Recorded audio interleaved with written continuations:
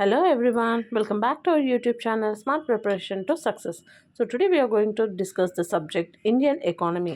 So in the last class we have finished the national income accounting. So today we are going to discuss about the planning and Niti Ayog. Let's start. So planning and Niti Ayog. So before to start the concept, first we have to know the basic things about the planning. So what is plan? Plan is nothing but a blueprint or a document. Okay. So మనం ఇప్పుడు నార్మల్గా ఏ ఎగ్జామ్కి prepare అవుతున్నాం, so దానికోసం మనం plan వేసుకుంటాం కదా, that is called a blue print or a document. Okay. So but planning అంటే ఏంటి అంటే ఏదైతే డాక్యుమెంట్ మనం బ్లూ ప్రింట్ ప్రిపేర్ చేసుకున్నామో దాన్ని అచీవ్ చేయడానికి మనం కొన్ని టైమ్ టేబుల్ ఇలా ప్రిపేర్ చేసుకుంటాం కదా, that is called planning. Okay. So in the economics we are going to learn about the economic planning. So economic planning అంటే ఏంటి? Is referred to as the way of planning and utilizing the economic resources. Economic రిసోర్సెస్ని use చేసుకొని మనం ఏదైతే maximum extent in the country to maximum extents with an aim to achieve well defined socio economic goals. మనం కంట్రీలో ఏవైతే goals మనం achieve చేయాలనుకుంటున్నామో with the help of the economic resource తోటి మనం అచీవ్ చేస్తాము. So that is called as economic planning. Okay. So the types of economic plan are democratic planning, decentralized planning and planning by inducement. So first democratic planning. Democratic planning అంటే ఏంటి అంటే the economy of a country is controlled by the representative of people. Okay. So మన country అనేది ఏంటి? Democratic form of government మనం follow అవుతుంది. So ఇక్కడ representatives ఎవరు? People. So everything control by the representatives of people. ఎవరైతే మనం elect చేసుకుంటామో రిప్రజెంటేటివ్స్ ఎవరైతే ఉంటారో వాళ్ళందరూ పీపుల్తో ఎలక్ట్ అవుతారు కదా. సో మనం ఎలక్ట్ చేసుకున్న పర్సన్ పైన డిపెండ్ అయి ఉంటుంది అనమాట కంట్రోలింగ్ పవర్ అనేది. Clear? Next decentralised planning. Decentralised means the central government, state government and local government. Okay. So here overall targets of production and investment are fixed by the central government and state and local government or given the freedom to achieve the targets. ప్రతి ఒక్కొక్క దానికి ఒక్కొక్క targets ఉంటాయి అనమాట. Like state each and every state differently. అంటే ఇప్పుడు మన స్టేట్కి కొన్ని పాలసీస్ ఫ్రేమ్వర్క్స్ కొన్ని ఉంటాయి, వేరే స్టేట్కి కొన్ని ఉంటాయి. సో ఎవరి టార్గెట్స్ వాళ్ళకి అచీవ్మెంట్ అనేది ఉంటుంది. Okay. So decentralised planning. Next, planning by inducement. So the government uses persuasion to implement certain schemes. అంటే కొన్ని ఏమంటే ఇనిషియేటివ్స్ అనమాట. టు ఇంప్లిమెంట్ కొన్ని స్కీమ్స్ని ఇంప్లిమెంట్ చేయడానికి వాళ్ళ ఇనిషియేటివ్స్ డిఫరెంట్గా ఉంటాయి. Of prior projects and tries to influence investment decisions by offering incentives to the entrepreneurs through physical and monetary policies. So కొన్ని పాలసీస్కి ఇంప్లిమెంట్ చేయడానికి వాళ్ళు గవర్నమెంట్ తీసుకున్న న్యూ ఇనిషియేటివ్స్ ఉంటాయి కదా, అవి. Okay. Features of economic planning. Economic planning యొక్క futures ఏంటి? So first process, not and end.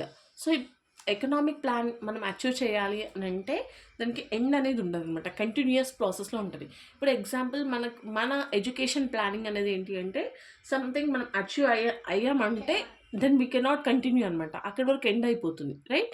So by coming to the economic planning in our country there is no an end process, అంటే continuation process ఉంటుంది అనమాట. Okay. Year by year. Next well defined goals. అంటే ప్రతి దానికి కూడా ఒక initiative తీసుకున్నాము అంటే దానికి ప్లానింగ్, ఓకే, టార్గెట్స్ ఇవన్నీ ఉంటాయి. So well defined goals. Next optimum utilization of resources. మనకి ఏవైతే రిసోర్సెస్ ఉన్నాయో వాటిని ప్రాపర్గా యూజ్ చేసుకోవాలన్నమాట మనం. Okay. So now the planning. So planning మనం ఎలా చేస్తాము అంటే that is long term, medium term and short term. Okay. So long term అంటే ఎన్ని ఇయర్స్? Over 10 years. మనం ఏదైతే 10 years వరకు ప్లాన్ వేసుకుంటామో that is called long term plan. ఇప్పుడు సపోజ్ మనం స్కూల్ డేస్లో ఉంటాం కదా, సో మనం ఇప్పుడు సిక్స్త్ క్లాస్ ఇలా నుంచి స్టార్ట్ అయ్యామనుకో, అందరికి ఒక్కొక్క గోల్ ఉంటుంది. లైక్ ఐఐటి చేయాలి అని చెప్పేసి. So the 5 years plan and 10 years plan, MBBS, next ఇలా ఉంటాయి కదా. So long term over 10 years and medium term 3 to 7 years and short term 1 year. ఇప్పుడు మనం యూపీఎస్సీ ఎగ్జామ్కి ప్రిపేర్ అవుతున్నాం, that is 1 year term. So that is called short term. So అదే మనం degree నుంచి ప్రిపేర్ అవుతున్నాం అనుకోండి, డిగ్రీ 3 years + 2 years అంటే 5 years, that is called medium term. So లేదు నేను 6th class నుంచి ప్రిపేర్ అవుతున్నాను అంటే that is called long term, 10 years నుంచి. Okay. So the long term over 10 years ఏదైతే ఉందో దాన్ని స్ట్రాటజిక్ ప్లానింగ్ అని అంటారు. ఓకే, మీడియం టర్మ్ 5 years ఏదైతే ఉందో tactical planning. Next short term up to 1 year ఏదైతే ఉందో operational planning. Okay, now so planning process in India in pre independence. So మనకు 1947కి బిఫోర్ ఏదైతే ప్లానింగ్ ఉందో, so that is called pre independence planning అనమాట. So ఆ process ఎలా ఉండే ఇండియాలో చూద్దాం. So first is Visvesvaraya plan. అది ఎప్పుడు వచ్చింది? 1934, before independence. Okay, so Visvesvaraya popular civil engineering అనమాట, సివిల్ ఇంజనీర్. ఓకే, ఈ work as Dewan of the Mysore స్టేట్కి దీవాన్గా కూడా వర్క్ చేశాడు. సో అతని బుక్ వచ్చేసి ఏంటంటే the planned economy of India. So ఆ బుక్లో సో అతని మెయిన్ ఐడియాలజీ ఏంటి అంటే shift of labour from agriculture to industry. అంటే అగ్రికల్చర్ నుంచి లేబర్ని షిఫ్ట్ చేయాలి ఇండస్ట్రీకి. Okay, and double the national income. National income ఎప్పుడు వచ్చేదానికంటే డబుల్ అవ్వాలి అనమాట. Okay, so of the country with in the 10 years తర్వాత నేషనల్ ఇన్కమ్ అనేది డబుల్ అవ్వాలి అనేది అతని ఐడియాలజీ అనమాట. Okay, so so according to that అంటే ఈ ప్లానింగ్ అనేది బిఫోర్ ఇండిపెండెన్సే మనకు వచ్చింది. ఎవరు? విశ్వేశ్వరయ్య. కానీ దాని ఇంప్లిమెంటేషన్ అనేది అవ్వలేదు, జస్ట్ ఐడియాలజీ అనమాట, ఆయన మైండ్లో ఉన్నది ఇలా అనమాట. ఓకే, నెక్స్ట్ FICCI ప్రపోజల్ 1934లో ఒక ప్రపోజల్ తీసుకొచ్చారు. ఏంటంటే విశ్వేశ్వరయ్య ఒక ఐడియాలజీ ఉంది కదా, సో దాన్ని బేస్ చేసుకొని federation of Indian chambers of commerce and industry. So ఇక్కడ ఏం జరిగింది అంటే Subhash Chandrabose, the then president of Indian National Congress 1938లో took initiative to constitute the national planning committee. So national planning committee అనేది సెటప్ చేయాలి అని చెప్పి ఎవరు చెప్పారు? Subhash Chandrabose, the then president of Indian National Congress. Okay, so in October 1938లో మనకు national planning committee అనేది సెటప్ అయింది. ఓకే, సో దాని చైర్మన్షిప్ ఎవరు? Jawahar Lal Nehru. National planning committee chairmanship Jawahar Lal Nehru. So ఇక్కడ ఈ కమిటీ ఏం పబ్లిష్ చేసింది? ఆ పబ్లిష్ ఇట్స్ ఫైనల్ రిపోర్ట్. ఆ ఫైనల్ రిపోర్ట్ అనేది మనకి 1949లో సబ్మిట్ చేసింది అనమాట. Okay, so what are the recommendations of FICCI? Recommendations ఏంటి అంటే state should own or control all key services. Agriculture is a crucial to draw up a scheme of national planning. So agriculture అనేది main కదా, main key playing role అనమాట. So crucial to draw up a scheme of national planning. So doubling the standard of living of standard ఏవైతే ఉందో దాన్ని double చేయాలి ఇంకా. Okay, ఇంకా కొన్ని ఇనిషియేటివ్ స్కీమ్స్ ఇవన్నీ తీసుకొచ్చి కూడా స్టాండర్డ్ ఆఫ్ లివింగ్ అనేది ప్రాపర్గా చేయాలి అనేది ఇనిషియేటివ్ అనమాట. Okay, recommendations of FICCI proposal. Okay, next plan Bombay plan. Bombay plan ఇప్పుడు వచ్చింది మనకి 1944.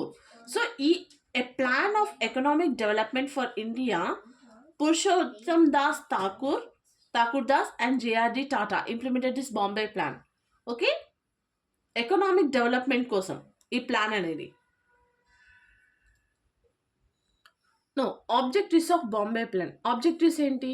రీస్ట్రక్చరింగ్ ఆఫ్ అగ్రికల్చర్ని రీస్ట్రక్చరింగ్ చేయాలి. Okay, and rapid industrialisation and promotion of small scale and cottage industries. So ఇక్కడ main focus agriculture and industrialization పైన ఉంది, and small scale cottage industries.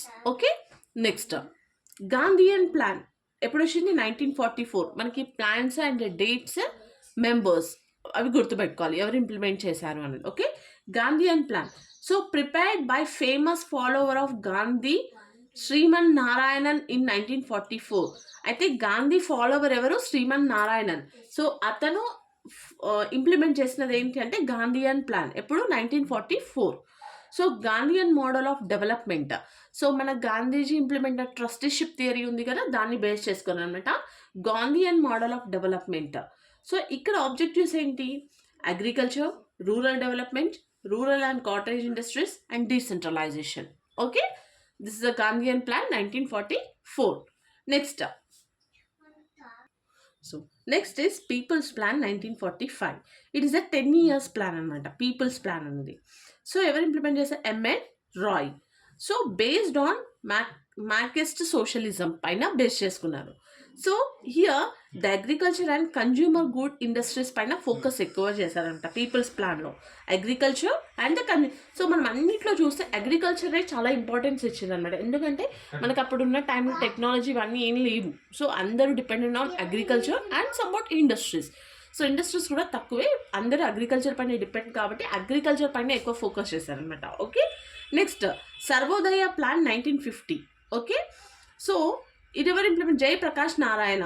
So plan had the influence of Gandhian plan influence తోటి and Sarvodaya ideas of Vinoba Bhave. So Sarvodaya plan అనేది వినోబా భావేది, సర్వోదయ అనేది.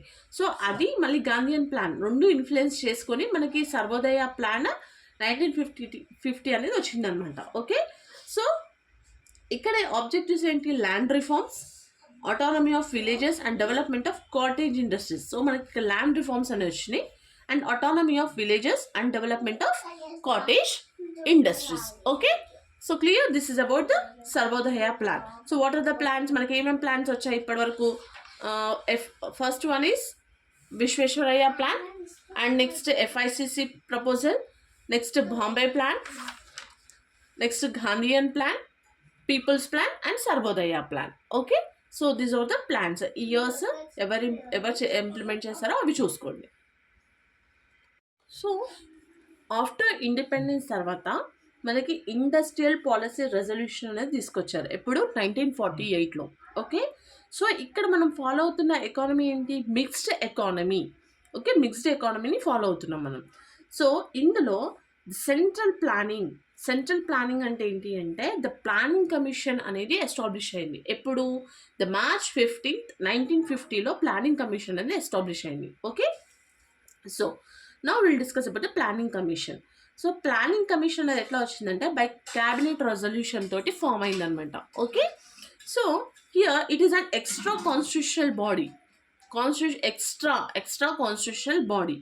So, directive principles of state policy in particular that state shall strive to promote the welfare of the people.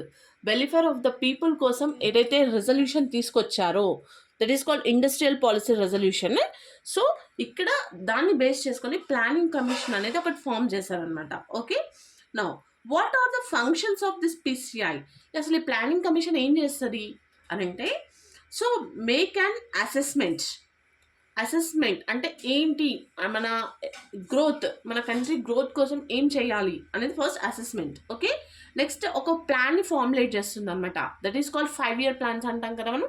So అది formulate a plan. Next define the stages. So ఏ స్టేజ్లో ఏమేమి చేయాలి. So ఇప్పుడు first 5-year plan ఉంది, దాంట్లో ఏమేమి implement చేయాలి, ఏమేమి అచీవ్ అవ్వాలి అని చెప్పి. Next indicate the factors. So అది అచీవ్ అవ్వాలంటే దానికి ఏమేమి ఫ్యాక్టర్స్ రెస్పాన్సిబుల్ అనమాట అది.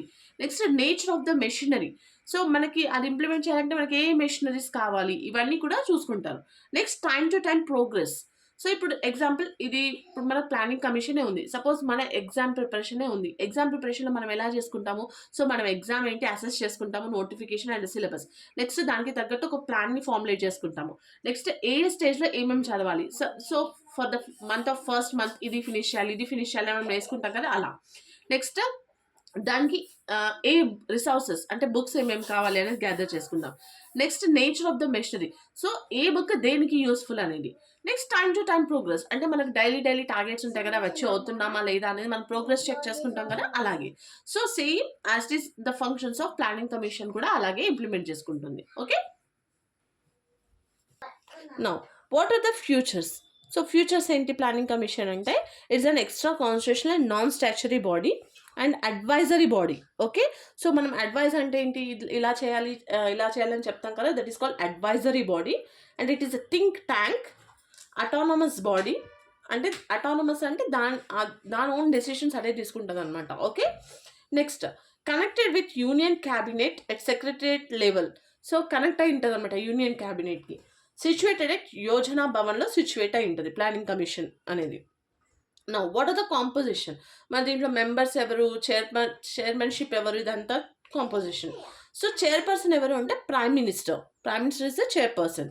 సో డిప్యూటీ చైర్పర్సన్ ఎవరు అంటే అపాయింటెడ్ బై ద గవర్నమెంట్. అంటే యూనియన్ క్యాబినెట్ నుంచి ఎవరైతే సీనియర్ మోస్ట్ ఉంటారో వాళ్ళని అపాయింట్ చేసుకుంటుంది అనమాట. Okay, next full time members and the part time members. Full time members ఎవరు అంటే expert in various fields, science technology ఇవన్నీ ఉంటాయి కదా, వేరియస్ ఫీల్డ్స్లో ఎవరైతే ఎక్స్పర్ట్స్ ఉంటారో వాళ్ళని ఫుల్ టైమ్ మెంబర్స్గా తీసుకుంటారు. నెక్స్ట్ పార్ట్ టైమ్ మెంబర్స్ ఎవరు అంటే ఫైనాన్స్ డిపార్ట్మెంట్, అగ్రికల్చర్, డిఫెన్స్, వీళ్ళని part time members. Member secretary ఎవరు అంటే సీనియర్ గవర్నమెంట్ అఫీషియల్, ఒక సీనియర్ గవర్నమెంట్ అఫీషియల్ని మెంబర్ సెక్రటరీగా తీసుకుంటారు. Okay, this is about the composition of the planning commission. So now national development council NDC. So ఇప్పటివరకు మనం planning commission అనేది discuss చేశాం కదా. సో ఎన్డీసీ ఎందుకు ఫామ్ అయింది అని అంటే ఫస్ట్ ప్లానింగ్ కమిషన్లో ఓన్లీ సెంటర్ రోల్ ఒకటే ఉంటుందన్నమాట, స్టేట్స్ రోల్ ఉండదు దాంట్లో. ఓకే, సో ఇక్కడ ఇది ఇంప్లిమెంట్ చేయడానికి రీజన్ ఏంటి అంటే స్టేట్స్కి కూడా స్కోప్ ఉండాలి, స్టేట్స్ కూడా వాళ్ళు ఇంప్లిమెంట్ చేసుకోవాలి ప్లానింగ్ అనేది అని చెప్పేసి నేషనల్ డెవలప్మెంట్ కౌన్సిల్ అనేది ఎస్టాబ్లిష్ చేయడం జరిగింది. సో ఎప్పుడు ఫామ్ అయినది? 6th August 1952.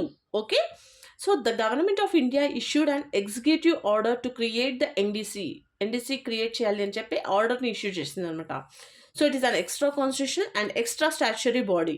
So setups to strengthen and coordinate development planning between the union government and the states. So ఇక్కడ గుర్తుపెట్టుకోవాలి, నా ఎన్డీసీకి ప్లానింగ్ కమిషన్కి ఏంటి డిఫరెన్స్ అంటే ఇక్కడ planning between the union government and the states. Planning కమిషన్లో ఓన్లీ ద యూనియన్ గవర్నమెంట్ రోలే ఉంటుంది, స్టేట్స్ రోల్ ఉండదు అనమాట. Okay, now what is the composition of NDC?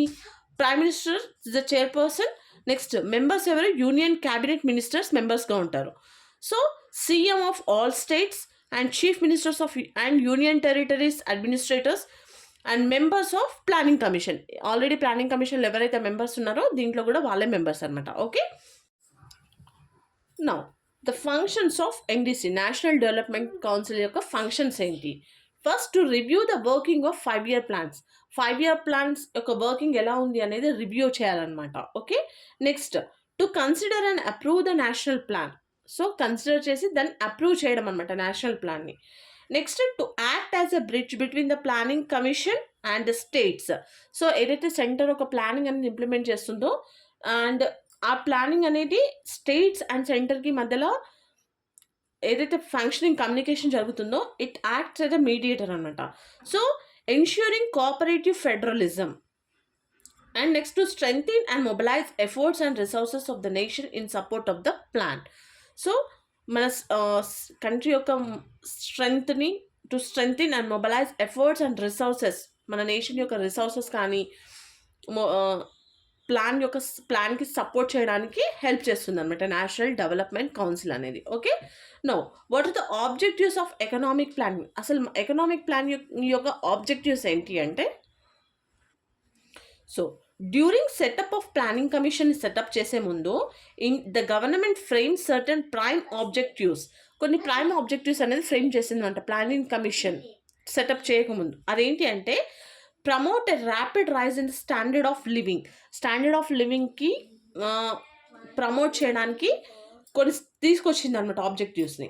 So increase production అంటే కంట్రీలో ఏదైతే మనం ప్రొడక్షన్ చేస్తున్నామో దాన్ని ఇంక్రీజ్ చేయడం. నెక్స్ట్ ఆఫర్ ఆపర్చునిటీస్ అంటే ఎంప్లాయ్మెంట్ ఆపర్చునిటీస్. ఇప్పుడు మనం సపోజ్ ఒక ఇండస్ట్రీని ఎస్టాబ్లిష్ చేస్తామనుకోండి, దానివల్ల ఏమవుతుందంటే ఎంప్లాయ్మెంట్ ఆపర్చునిటీ అనేది పెరుగుతుంది కదా. So offer opportunities. Okay, so by this దాంట్లో నుంచి మనకు కొన్ని ఆబ్జెక్టివ్స్ అనేది తీసుకున్నారనమాట of economic planning. So what are they? The first is economic growth. So మనం ప్లానింగ్ కమిషన్ అనేది ఫామ్ అయింది, ఎన్డీసీ అనేది ఫామ్ అయింది. దేనికోసం అది ఫామ్ చేస్తున్నాము అంటే ఫర్ ద ఎకనామిక్ గ్రోత్ కోసం. Okay, next self reliance. Next balanced regional development. Okay, development కోసం regional development. Okay, enhancement of the employment opportunities. ఇందాక చెప్పాను. సో మనం ఒక ఇండస్ట్రీ ఎస్టాబ్లిష్ చేస్తున్నామంటే దానివల్ల మనకు ఎంప్లాయ్మెంట్ ఆపర్చునిటీస్ కూడా వస్తాయి. Okay, reduction in income inequalities. So ఇప్పుడు ఎక్కువ తక్కువ అని చూడకుండా ఆ ఇన్ఈక్వాలిటీస్ ఉండకుండా రిడక్ట్ చేయాలన్నమాట, అంటే అందరికీ ఆపర్చునిటీ అనేది రావాలి. Okay, elimination of poverty elimination అనేది ఎలిమినేట్ చేయాలన్నమాట, అంటే పేదరికం అనేది తగ్గించాలి. Next modernisation. ఇప్పుడు అప్డేట్ అవుతున్నారు కదా, ఇప్పుడు ప్రజెంట్ 2010లో ఉన్నట్టు ఇప్పుడు లేము. సో అంత టెక్నాలజీ అప్డేట్ అయింది. అకార్డింగ్ టు దట్ మనం కూడా మూవ్ అవ్వాలి. సో మోడర్నైజేషన్ అంటే అగ్రికల్చర్లో ఇప్పుడు చాలా టెక్నాలజీ కొత్తగా వచ్చాయి కదా. సో ఇంతకుముందు అలా లేకుండే, అన్ని ఫార్మర్స్ చేసుకునే వాళ్ళు కాబట్టి ఏదైనా వాళ్ళకి యూజ్ అయ్యే విధంగా కొత్త ఫెర్టిలైజర్స్ కానీ సో ఆ టెక్నాలజీ ఫాలో అయ్యే విధంగా ఇంప్లిమెంట్ చేయడం అనమాట. Next inclusiveness and sustainability of growth. So growth కోసం మనం ఇంప్లిమెంట్ చేయాలన్నమాట. నేషనల్ కంట్రీస్ యొక్క గ్రోత్.